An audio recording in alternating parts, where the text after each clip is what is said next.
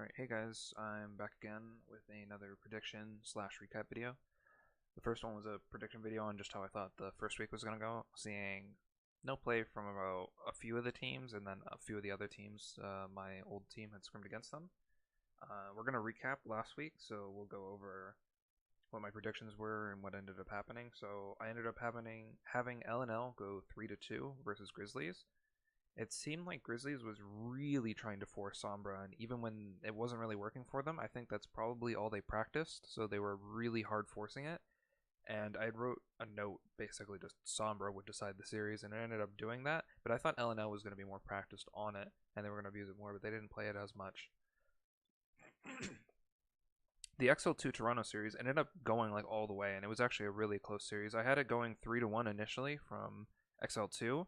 I wasn't sure if Toronto was going to lose Moth at the time. I kind of knew that. So I wasn't sure if he was going to leave or play that first match. He ended up leaving, and so that's why I gave the prediction over. I think Toronto's still a good team, but having just a new person slot in isn't going to work the best. And we saw a few times they actually had like somewhat sloppy pushes and like not decisive ult usage, and XL2 really had really clean plays when Toronto really messed up. Like there's a few things that I went over in my map review that really showed that. But I also said cohesive comms in the thing, and that ended up being a thing. Gladiators versus Mayhem. I had Gladiators going 4-0 over them. The last map I felt like was kind of like a throwaway map. I don't know if that's fair to say. But the rest of the three maps were pretty dominant. I mean, like, first, or full holding a team on Numbani is a pretty big deal. Also, okay, Gladiators isn't the best at Dorado. It's hard to watch them play that map because they just don't seem to get it. I'm not sure if it's like a map that they're like less focused on because it's like the fourth map in the series. If they're like, let's just hard focus on the first three maps, or if they really just don't understand the map or they don't have a game plan. Like that's something I'd like for them to iron out because I've seen them struggle with it in the past. So I hope that they clean that up. Then for the next group of matches, we had Envision versus Simplicity. I had it at a 4-0. I really enjoyed watching Envision because they have like really set defaults, and they really know how to play the game, and it's nice to see because it feels like they're super well coached because they took a bunch of new players in that really don't have that much experience or haven't had a lot of top experience, and they've really slotted in well. And I think they need to clean up like a few different things. Like I feel like they have a good game plan. Like a lot of times they end up just like sacking Jaru, or not. Well, yeah, sometimes Jaru, iShiny, and McGravy, and then really just giving as much room for Buds and Crimzo to like do as much damage as possible. But I feel like Jaru sometimes plays like a little bit aggressively. Maybe they need to tone that down a little bit. I mean, he is creating a lot of room, so it works well for them. But I thought that series was really good just for the fact that Envision knows what to do when they're playing Overwatch. All right, I had Fusion 3-1 over Energy. This ended up being like one of the closer series, and I don't think it's because the teams are closely matched. I think it's Who Are You, as much as he's praised as being like this mechanical god, he really can get countered because his champion pool or his hero pool is really Genji, Tracer, Roadhog. And then you can maybe throw in like a few other things that he's like kind of played, like Pharah, Sombra, maybe like a little bit of Soldier, but like if he defaults to Genji and you pick a counter Genji comp and you have Tracer, he really doesn't have anything else to default to. And I feel like Energy really abused that, even though Energy I don't think is as cohesive as a team as Fusion, because I think Fusion's probably the best here. But they really like laid down some groundworks to actually counter Fusion and just mess with Who Are You, discord him all the time, sit back, have the monkey sit on him, really counter him, really put a lot of pressure into him, and really shut him down because he really struggled on Genji when they like super focused him. Next, I had Optic 4-0 over bye week. Is that the only prediction I got spot on? Yeah, sadly, I had all the winners correctly, but yeah, this is just experience over inexperience. I see Brightwing as I see BW, but bye week, okay. A few more of my players are supposedly maybe playing this week. I'm not sure. They've been trialing, so we'll end up seeing what players are in that roster. But yeah, they haven't had the strongest roster here, and it's really going to be a struggle for them this season. So, yep, we'll jump to the predictions for this week. So, All right. We'll go week 2. Right? Did I do week 4?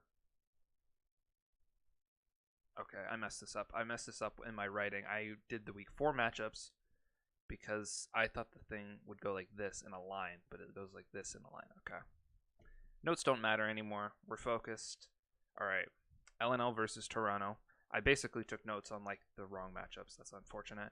So LNL versus Toronto. Toronto should probably take this 3-1. I really liked seeing Nero whenever he was like enabled by his team. He did have some really insane pop-up games. Dalton was actually pretty quiet in the series, if I'm honest. I feel like he was performing well, but coming in, I felt like he was probably a bit more overhyped than he performed because Nene really outperformed him in the XL2 series. Nene had like a ton of clutch moments, and so probably 3-1 to Toronto. I'm not sure with LNL. I feel like they have strong players, but they had strong players comparative to like my old team, and I'm not sure if Toronto is going to be in the same boat as them where maybe they'll just get mechanically beaten like that way. Toronto did have some like comms issues before, so I don't know if that'll spill over again or if they're looking to shore them up. Grizzlies versus Mayhem. This is, I'm not sure, is going to be an interesting game. I think it's probably going to be 3-2, maybe either way. If I had to decide, maybe Grizzlies.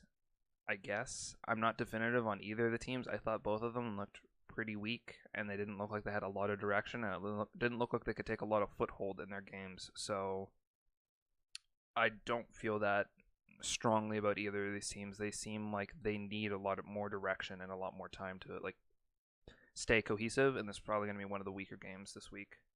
XL2 versus Gladiators is going to be a great game. I think these are probably 2 of the top 4 teams, somewhere around that range. So honestly, XL2 really impressed me. Nene like really did well, and Gladiators, I feel like they're just so good as a unit, and Panker is just such a monster.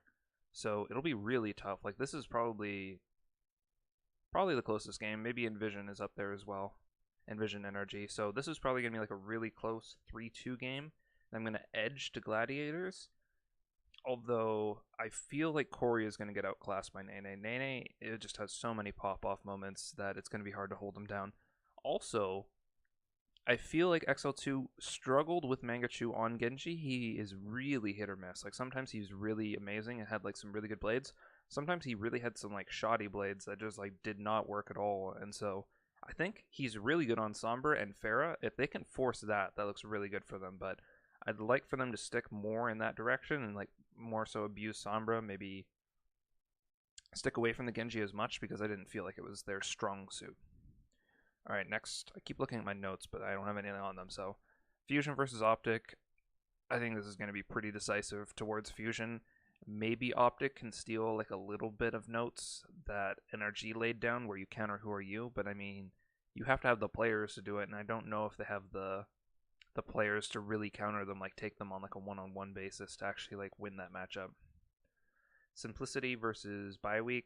It's probably going to be 4-0 to Simplicity, maybe 3-1. I feel like Bioweek is just going to struggle in a lot of these matchups, and until we see something like really good from them, like maybe something besides Quad Tank that they look really cohesive on, they're just going to struggle because teams are going to come into their matches predicting what they're going to play, and then it's going to be really tough for them to adapt from that if they don't really have anything to switch off to. Envision versus NRG is probably going to be one of the better games just for the fact that it seemed like both of these teams were able to adapt mid-series, and I think I value that really highly as a team because if something new happens in a game, and if you're able to talk it out mid-game especially and fix it and change it, I think you're going to be able to like take like what would be for sure losses for other teams and really turn that around and actually like pull wins out where other teams just wouldn't be able to. So I really like how decisive both of these teams were with their comps and how they played. I think they played really intelligently. So I think these are probably 2 of the smarter teams, even just watching the week 1 matchups because I watched a lot of the games through and I was rewinding fights and really getting a grasp of it. So I think like these are probably 2 of the smarter teams in the region, and it's no surprise Fozix came from Envision, so maybe he's going to have like a little bit of dirt on them and he's going to be able to really understand what they want to do. And I understand that he's like a really smart player, so these are probably two of the more smarter teams in the league, and so it'll be really interesting to see if they like mind game each other. So that's gonna be it. Went through all the maps. In a week, or yeah, I guess I'll go over the next week matchups. I'll discuss these. I'm still a little bit sick, but I'm hopefully I'll recover soon and I can start to do more VOD reviews over some of the maps, especially some of the matches going on this week, like Envision versus NRG should be really good, and so should XL2 versus Gladiators. All right, thanks for watching, guys.